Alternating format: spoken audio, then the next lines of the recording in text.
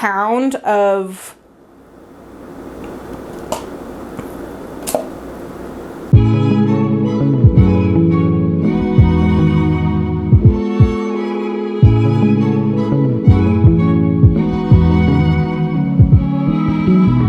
Hi guys, welcome back to my channel and welcome back to my kitchen. My name is Amanda and today we are going over Tarte Tatin. So a Tarte Tatin is basically a pastry that you bake in the oven upside down. So there's a layer of caramel, like the fruit or filling of your choice, puff pastry on top. You bake it in the oven and then you flip it out and it's beautiful. A lot of Tarte Tatins are traditionally apple, or you can do like pear ones or something like that. And there are so many solid apple Tarte Tatin recipes out there, and I just did not really feel like I needed to add another one. There are so many that I like and that I use and that I would recommend that you look at instead. But there are so many other fillings that you can use that are not apple and pear. And so I kind of decided that today's video would be dedicated to some of the not so traditional fillings. You can really do so many different things with your fillings. You just have to know how to treat them and what to do with them in order for them to work in your tart. I've done pear Tarte Tatin, I've done mango Tarte Tatin, I've done one with like an apricot nectarine kind of medley, but today we are doing a carrot slash root vegetable Tarte Tatin. I did a lot of baking and a lot of sweets over the holidays, so I kind of wanted to do something on the opposite side of the spectrum, especially because it's so cold everywhere right now. I wanted to do something that would be warm and filling and savory and hearty, and I thought like a nice root vegetable Tarte Tatin would kind of be perfect for that. I did make this for my family for New Year's, and I really think that you guys are going to love it. So Tarte Tatin can be really like imposing, I think. I think it's a little like terrifying for some people. Everything making the Tarte Tatin is really, really easy. It's the after the baking part that I think terrifies everybody a little bit. Like you have to let it sit long enough so that the caramel can set up and everything kind of sticks together, but not so long that it actually just re-sticks to your pan. So we're gonna kind of talk about that today. So first we're gonna do the base, which is the pastry. We're gonna make rough puff pastry today. I've done rough puff pastry on the channel before. We're gonna do a little bit of a different variation today. We're also gonna go over the filling and the carrots and how we prep them and treat them and stuff like that to get ready for the tart. And then we are gonna go over to the stove and make the caramel sauce for like the bottom, which turns into the top of the tart. So with all that said, let's get started. So when you're doing any kind of pastry, whether it's rough puff like this, full puff pastry for making croissant dough with yeast, whenever you're assembling the dough, the key is for everything to be cold. So the best way to do this recipe is probably in the stand mixer, especially if you're like me and you have hot hands, because it really minimizes the amount that you're touching it and heating everything up. We're using cold ingredients for everything. I have cold water here. I have cold butter. This just got pulled straight from the fridge. Everything is cold because what you're trying to do is keep the butter in nice long sheets, and that's what's going to give you the puff in rough puff. Because basically what happens when you bake rough puff pastry is you have butter and you have pastry dough around it, and what you want is for the pastry to bake and set and solidify before the butter melts away, and that's what leaves you with those like nice flaky layers. If your butter is warm like at all and it starts to melt into the pastry, either while you're laminating or while you're baking or anything like that, the butter is going to melt before the pastry gets a chance to set, and you're gonna be left with like something that's really dense and not really light and flaky at all. So in this bowl I already have my flour, sugar, and some kosher salt in here ready to go. I'm gonna start by putting my butter in, and like I said, the best way to do this is a stand mixer, but I really wanted to show you how to do it by hand in case you don't have a stand mixer, because I did not have a stand mixer for the longest time. This is not impossible to do without a stand mixer, it's just maybe a little bit different. So now that I have everything in here, I'm just gonna give this like a nice light toss just to coat the butter in flour. All I'm gonna do is flatten every piece of butter to the best of my ability. I'm not working it into the dough, kind of like how you would for maybe like a biscuit or a pie dough or something like that. I'm not trying to work it in. I'm just trying to flatten every single piece. So this is my butter, and I'm just gonna flatten it out into a flat shingle. And something like this, it's really important to be using a high quality butter if that's what you have access to. This stuff's pretty pliable even when it's cold. I literally just pulled this straight from the refrigerator and I'm still able to flatten and shingle it because this has such a high fat content. This will still work if you have regular American style butter with lower fat content in it. You just might have to work a little bit harder, or like, you know, have more hand strength, or you might have to let your butter sit for a little bit before you can get into this step and then kind of put it back in the fridge after to get it cold again. You'll probably be in and out of the fridge more often than we are going to be today. And we're gonna add 1/3 cup of this ice water and then also a teaspoon of vinegar. So the recipe that I wrote is gonna say a teaspoon of vinegar or lemon juice. And that's really just because I've used both and both have worked really well for me. Having an acid such as vinegar, white vinegar, or lemon juice is going to help to relax the gluten strands and help you to more easily roll out and laminate your dough without it tearing or breaking or ripping or shredding or anything like that. You can use either, whatever you have in your pantry. I'm just gonna use a fork here to toss everything around and hydrate the flour that's in here. This is gonna look a little bit different with a mixer. It's gonna come together in more of a dough easier. You'll still be looking for the same thing.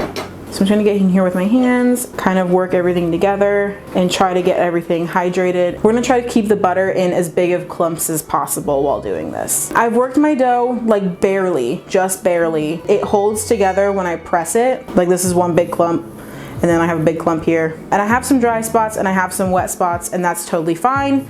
Okay, so this is gonna look kind of insane. Rough puff in general, every single step of this looks kind of insane before you get to the final product. Cause like this looks ridiculous. This is a pile of nothing, but I promise it will come together. We are going to press this mess together and we're gonna start our lamination process. The first couple of folds are for lamination, but it's also to get the dough and flour fully hydrated without overworking it, without kneading it. I am going to flatten this out to about 3/4 of an inch. And you're gonna need two things. You're gonna need a rolling pin and a bench scraper. This is gonna be really important and really helpful for you. If you don't have a bench scraper, get something similar like a bowl scraper, a spatula, or I don't know, something like this will help you so much when you're laminating something that's this like rough looking and shaggy. So we're gonna roll this out to a rectangle. So this is gonna feel really wrong and this is gonna feel really ridiculous at first. Just bear with me, I promise. So this is where the bench scraper is gonna come in and be really helpful because this is not a mass, like one solid mass yet. And so I just use this to help me fold everything and to help me pick up any loose pieces. So what I just did was I folded 1/3 over and then 1/3 over. That action is a letter fold. We're gonna do a total of 6 letter folds today. So we just rolled it out this way and folded it up. We wouldn't be able to roll it out this way again because you're overworking the gluten strands in one direction. So every single time you do a fold, you're gonna wanna pick it up and rotate it 90 degrees, okay? Because now what we're gonna do is we're gonna roll it out again. So we rolled it out, folded it, we've rotated it, and we're gonna roll it out the other way so that the dough is getting worked evenly and it's not just being worn out in one direction. So we're gonna do the same thing that we just did. And as we do this, as you roll everything out and do your letter folds, you'll slowly start to see the dough come together, be less shaggy and less of a general mess. Okay, so I've got this rolled out again. I'm gonna go ahead and do another letter fold with my bench scraper here. I'm gonna do one more. And at this point, we are going to give the dough a little bit of a rest. What I'm gonna do is I'm gonna wrap this in plastic wrap and I'm gonna put it in the refrigerator to rest for about 30 minutes just so that the butter can solidify and the gluten can relax. And we'll come back in 30 minutes and finish our last 3 folds. Okay, so she's nice and rested. So my seam is right here because I folded this way last time. So I'm gonna go ahead and rotate it so that I roll this way for this next fold, if that makes sense. And if you're making this in the summer or in a place where it's not 17 degrees outside, you might have to chill your dough more than just once in between. You might have to like chill it in between every fold, and that's okay. Just use your instincts and use your best judgment and do what's best for the dough. So that's my 4th fold, and you can do your folds slightly different than we are doing right now. More is not always better.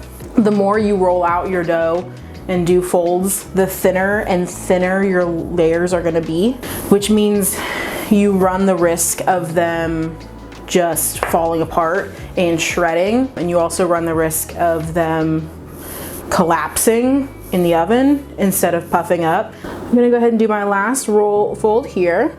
If you have a hard time remembering, you know, which fold you're on, I think it's really great to put tally marks on a piece of paper next to you so that every time you do your trifolds, you know which trifold that is, you know which fold you're at.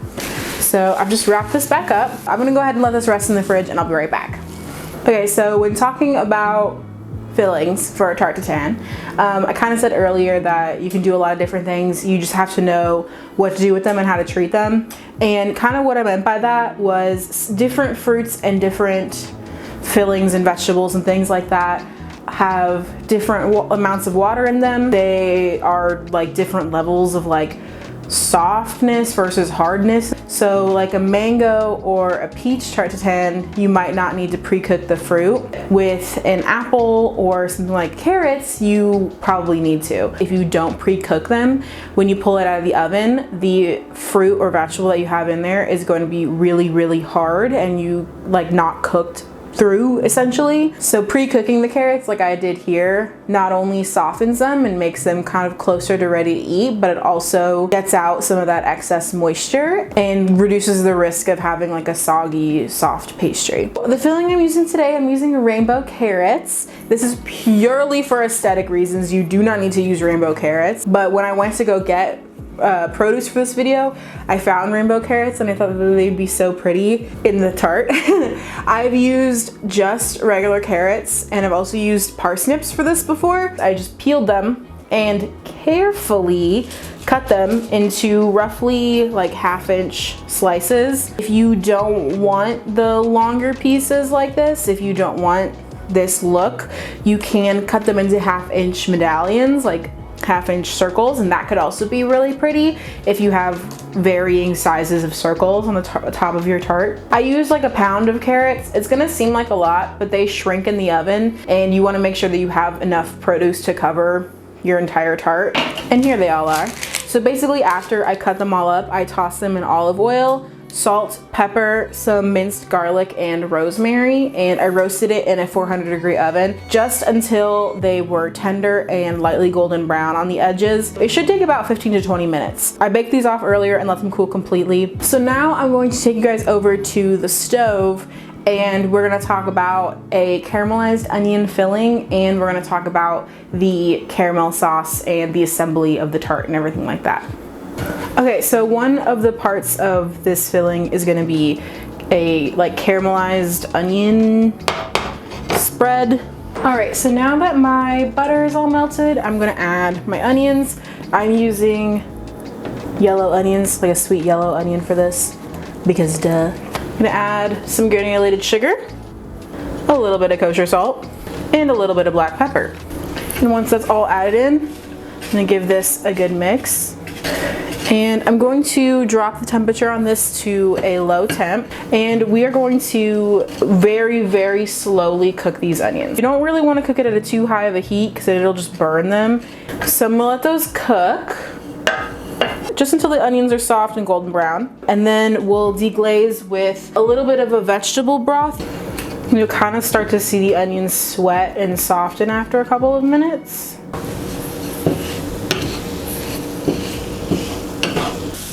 We're like a nice golden brown over here. They've reduced down quite a bit. I'm gonna add my broth here. And I'm just gonna keep cooking that up until the onions get really soft and jammy. Basically the onions are gonna absorb that broth that I just poured in. You can use chicken stock if that's what you have. Okay, so this is kind of what I mean by jammy. It's very soft, and they're reading really bright on camera right now because of my lights, but these they are caramelized, I swear. So I'm gonna pull these off the heat and pour them into a bowl and stir in a little bit of mustard, and that is gonna be our filling. But I'm gonna keep you guys over here at the stove for us to talk about the caramel sauce. Okay, so this is a 10-inch cast iron skillet that I'm going to be cooking the caramel sauce in right now. This will be really nice because we can make the caramel sauce in here and then assemble the tart in here and not have to move anything around. If you don't have a cast iron skillet or something that you can put on the stove and then also put it in the oven, that's totally fine. You can do this in a regular skillet like we were using earlier and then pour it into a 10-inch cake pan. But I'm going to be using the skillet today. So we have water and sugar in here. We're doing a wet caramel right now because that is just kind of easier. Basically, the water will help to evenly heat up the sugar so you don't get any hot spots or any burning or anything like that, but the water will eventually evaporate out. I have it on like a medium-high heat right now. So we're just gonna cook this until the water has fully evaporated and the sugar is like a nice deep amber color. It'll take about 5 minutes. You can stir it at this stage, but once the water has evaporated, you're not gonna wanna touch it again because you can risk it crystallizing. This is gonna happen kind of fast. Okay, so the water is pretty much evaporated, and I know this because there's pretty much no like steam coming off of this anymore. So really, I'm just watching this now, and I'm not stirring it, but I can swirl the pan a little bit to, you know, encourage even heat distribution. But I'm really just watching for this to change color. I can already hear it now. It is kind of hard to tell if it's changing color because, I mean, this cast iron is really dark. But for me, all of these bubbles and stuff, that's the easiest gauge for me to know that it's fully caramelized, because these are all like white and they'll turn color as the caramel cooks. Like I already have like a dark patch right there. I don't know if you saw that or not. Also, you're gonna be able to smell it. Okay, so pretty much all my bubbles, I'm gonna try to get into a spot where you can see. Pretty much all my bubbles have like a tan tint to them. This is definitely caramel. Okay, I'm gonna call that done. I'm gonna add some vinegar.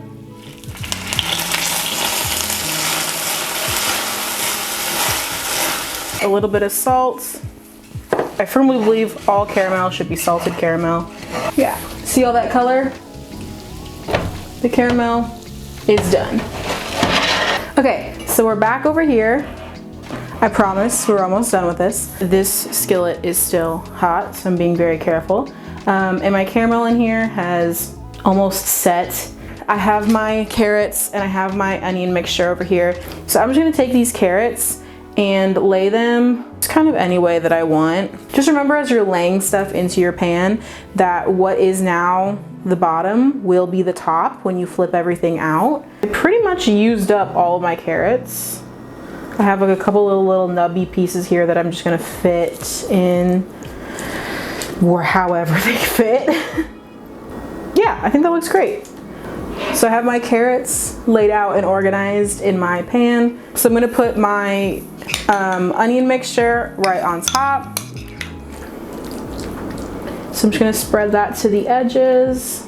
And then lastly, I have my pastry here. So this is pastry that's been chilling the whole time we've been doing everything else. You only use half of the amount of rough puff for this specific tart.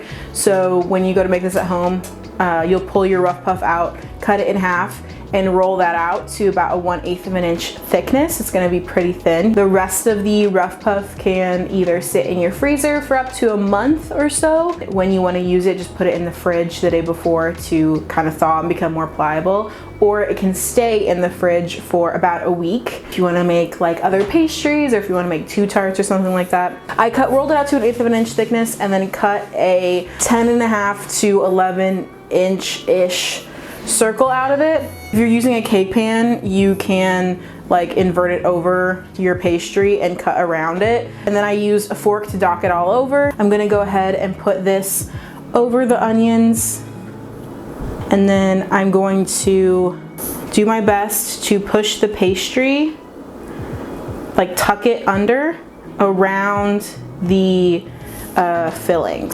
So it kind of like goes around the filling like that. And again, my pan is still warm, so I'm trying to work quickly. Here we are. Here's our final product.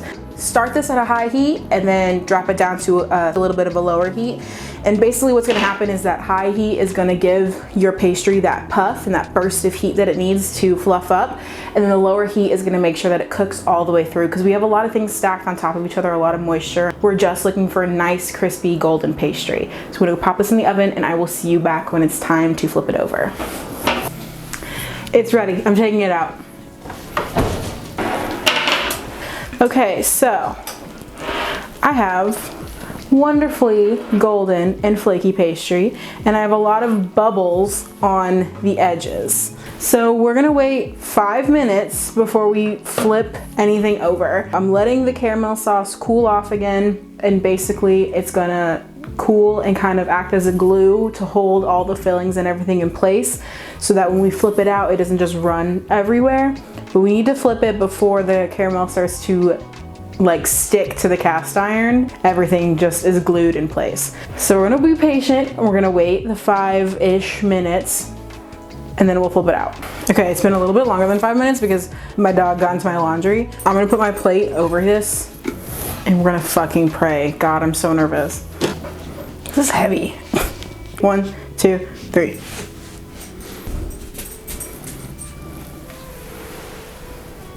I only lost 1 carrot. Just gonna pop that on there.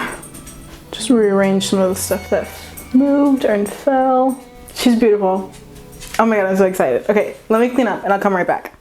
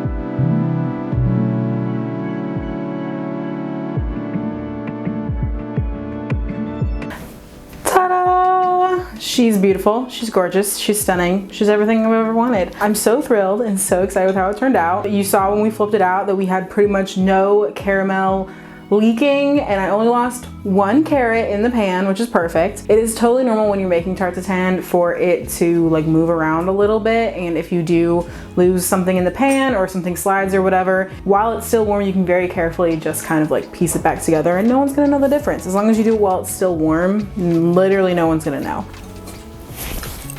Whoa. You know what would be good on this? Hold on. A little bit of crumbled feta on top. The pastry is so flaky underneath. The carrots are tender without being mushy. It's salty and sweet and savory. It's so good. This is gonna be a stunner. Any kind of gathering you have, any kind of get together you have, or just in general for dinner, this plus a side salad or something, oh my God, so good. I know I say this at the end of a lot of my videos, but that's just because I'm very excited about the stuff that I've made. If you never make anything else that I've shown you, I really hope that you make this. I hope that this can bring some warmth and some color to some otherwise pretty intense cold days. I hope this can get you guys through the winter and into the spring. I hope that this demystified some tarte tatin things for you. If you have any questions or concerns, if there's anything I did not explain well, please leave them in the comments down below. I'm more than happy to answer them for you guys. Let me know if you try this recipe out. I'll have all my socials and my website and everything down below. The full method of prep will be on my website. If you like this video, be sure to check out the other recipes and the other videos that I have on my channel. I have some really fun stuff over there. And be sure to comment, like, subscribe, do all the fun things. And if you have anything that you'd like to see in the coming year, any recipes you'd like me to put out or anything you'd like me to try, let me know. I'm always open to suggestions. I hope you guys are happy and safe wherever you are in the world. I'm sending lots of love and light, and I will see you guys in the next video. Bye!